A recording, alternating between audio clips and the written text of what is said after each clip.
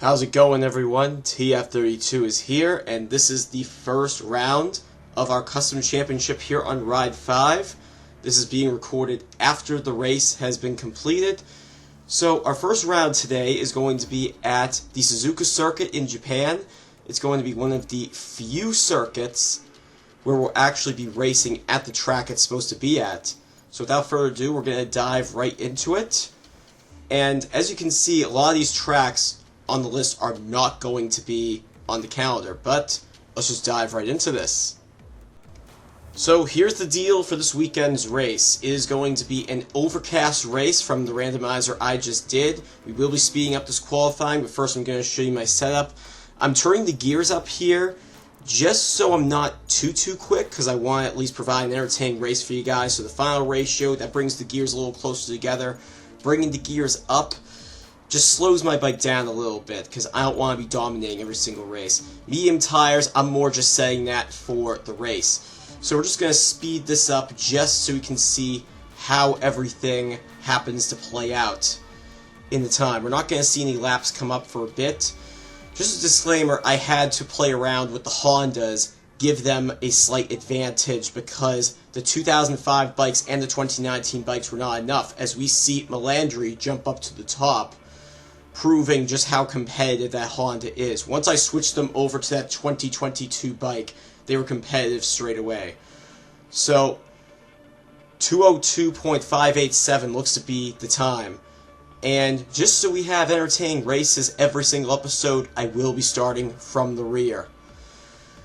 And so far, our front row looks to be Alex Barros and Max Biaggi. Believe it or not, that is where it will stay for the remainder of the session. I was hoping for something a bit more entertaining, and believe me, there are tracks where you will see that throughout this season. But I'm not sure if we got lucky with the AI setting a phenomenal time or what, but that's just what we have. Suzuki's, they used to be a bottom performer. They used to be a back marker, but I switched them over to the 2020 bike, and they're regularly in the top 10. So as you see, Christopher Mullen is up there, John Hopkins. Shinny Nakano you don't see, as I mentioned before, he is on a Suzuki-powered Kawasaki, as am I, and I'm already starting from the back, so I have the best view of everything from the rear. But yeah, maybe we can see what happens down below the first two rows, see if anything changes at all. As we get towards the end of the session, Loris Capirossi on the Aprilia-powered Ducati, he is on the third row, and I don't think we see too much more from this point on. In fact, when I'm recording these sessions, I'm just sitting in my bed doing whatever, not really paying attention, because I just want to narrate this as we go. And yeah, so as we get to the very back of this, we will have our grid organized for this first round right here. And a couple more things I'd like to add is, in future episodes, I will be providing the gap of the times. I just forgot to check all the times here, so in future episodes you'll have those times reported, just not in this episode. And also the races will be covered over no greater than 55 kilometers distance. So keep that in mind. That will determine the amount of laps that we do. So now we will get on to our race this Sunday.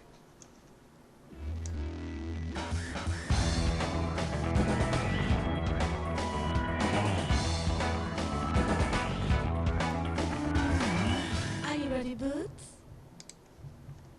Welcome to the TF32 commentary box, where we are covering this footage from Suzuka, Japan.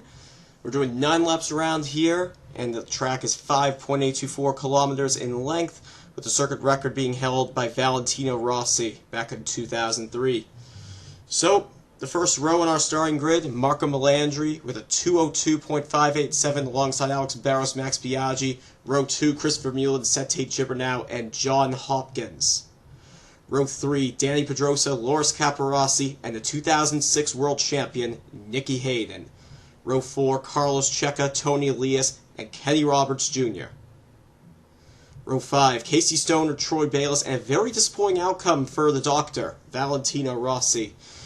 Row 6, Colin Edwards, Shinny Nakano, and Toru Ukawa. And rounding out the back of the grid, we got Makoto Tamada and yours truly at the very back.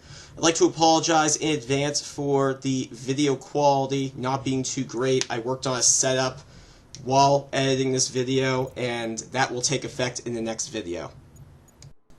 So as mentioned before, we're doing 9 laps around here, balanced AI, tire wear on per usual.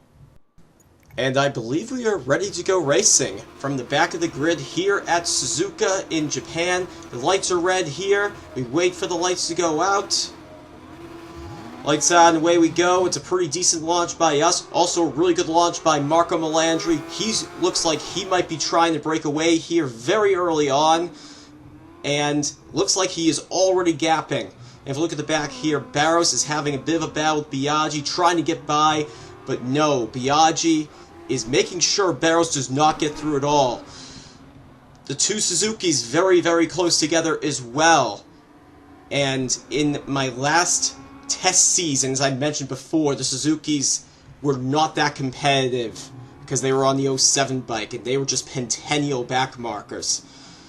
And now we're riding along John Hopkins, we got the Repsol Hans up there, Valentino Rossi down in P11 right now. Very shocking getaway from the doctor, if I might add, because 05, very dominant. You can see in the back there, I am just trying to cut through the whole grid like a knife through butter as we go into the hairpin for the first time.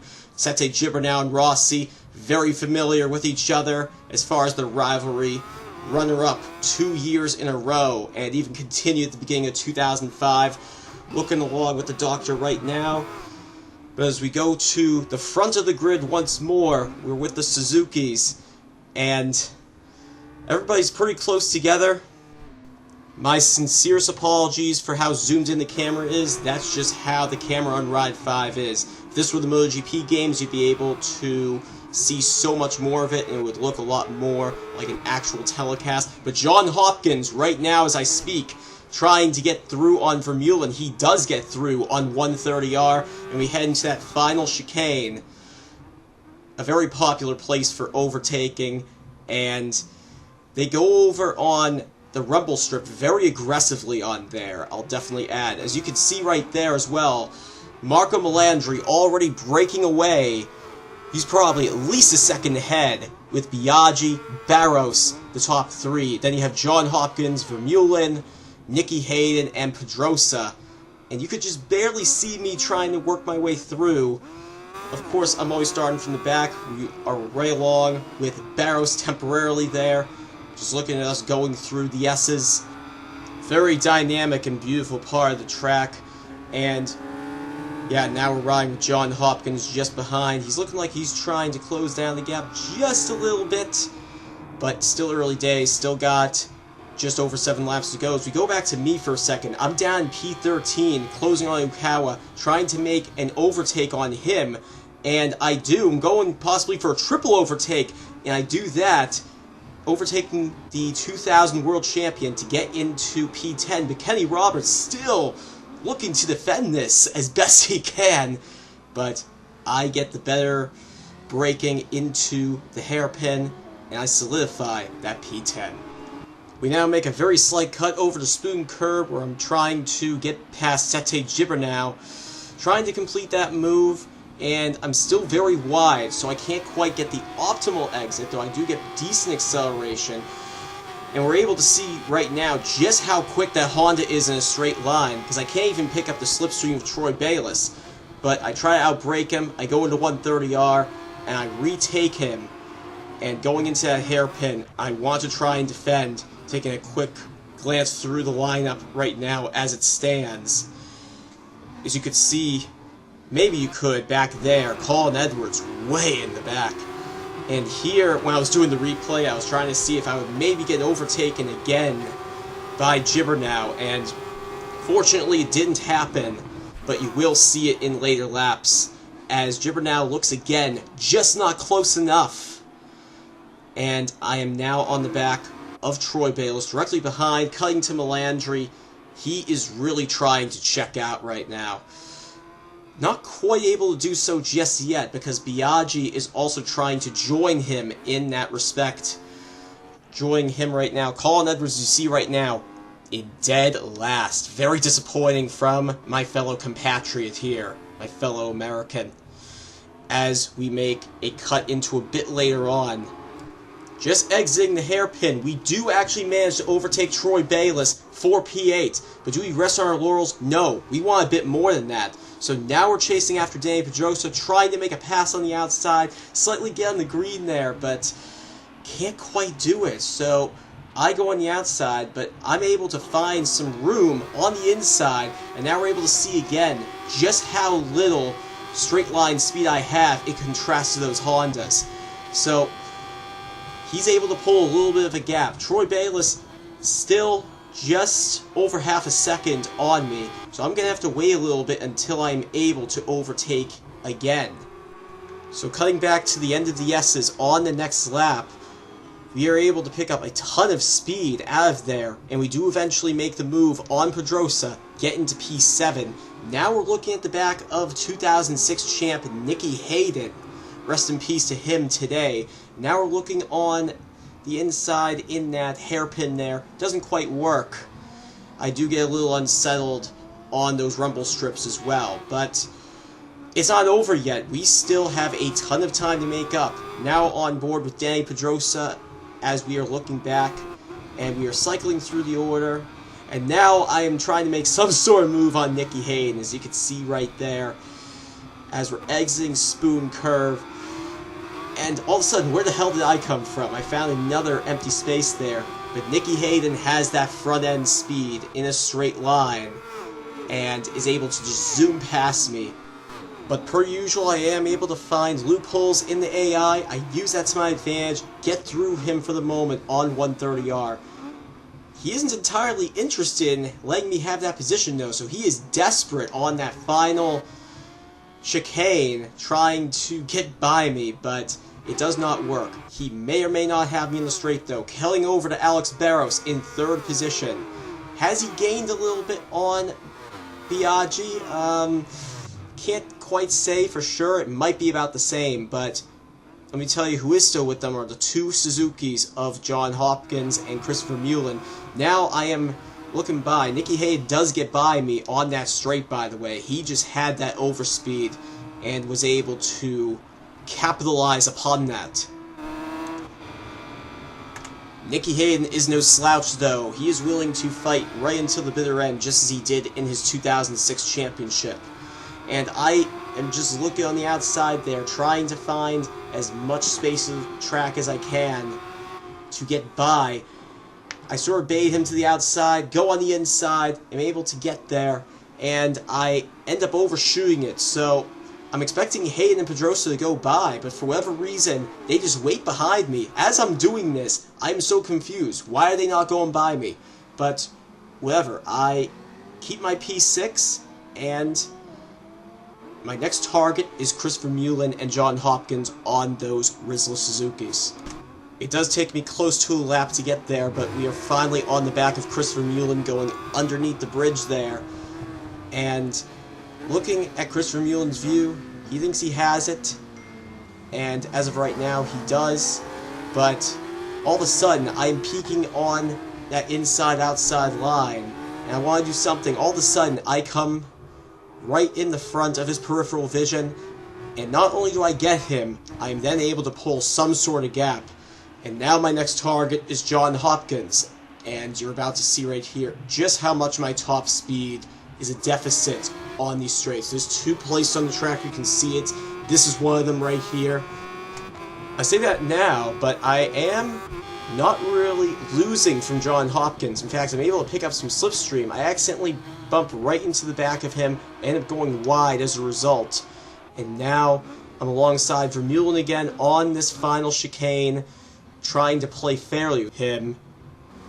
As much as I would like to get a good result, I gotta do it decently, fairly, and cleanly. We are now focusing on Nicky Hayden just briefly, at this point, I'm kind of trying to figure out the replay controls, how to scroll through other people, but we focus on Vermeulen now because he is our target. How long does it take for us to get there? Thankfully, not all that long. As usual, we're able to capitalize big time on the S's. We actually had some really good cornering as far as there. We're like, where is he?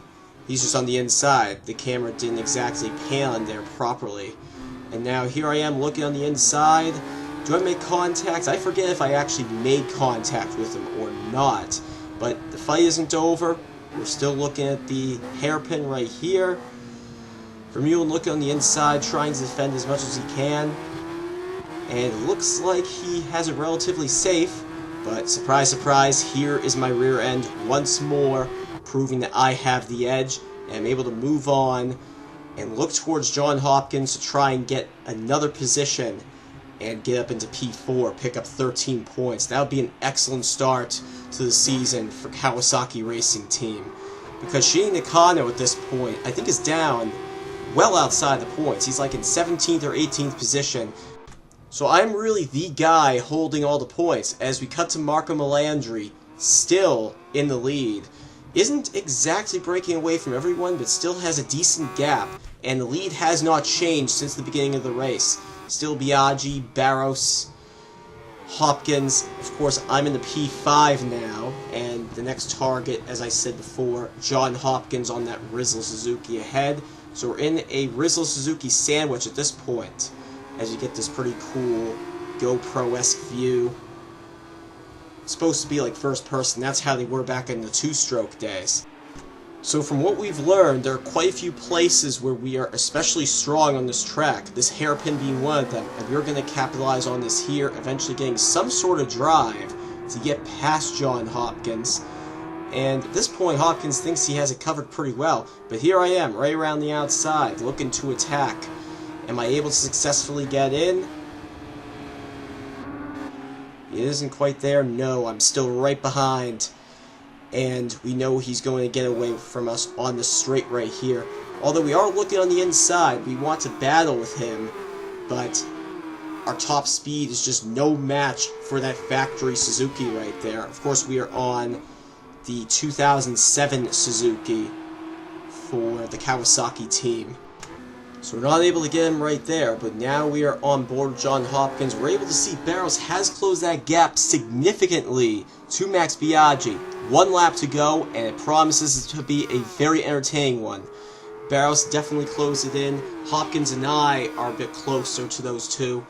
And now we begin. Marco Melandri, this has probably benefit him quite tremendously, because he's not in a part of the battle. He just needs to keep his bike in one piece, continue doing what he's doing. He's won this race, but the battle here is for second and for the rest of this podium. We are now focusing on Barros right behind Biaggi, just studying him that little bit, trying to see if he's able to get through or not. And we exit the S's on board with Barros. Not quite getting on him, but he is still studying him, trying to see where he's weak and where he's not. And at the same time, I'm trying to get past John Hopkins, who is also right with us. We go underneath the Bridgestone Bridge, and we're going into the hairpin. Let's see if there's any last minute action. 3 abreast going into the hairpin.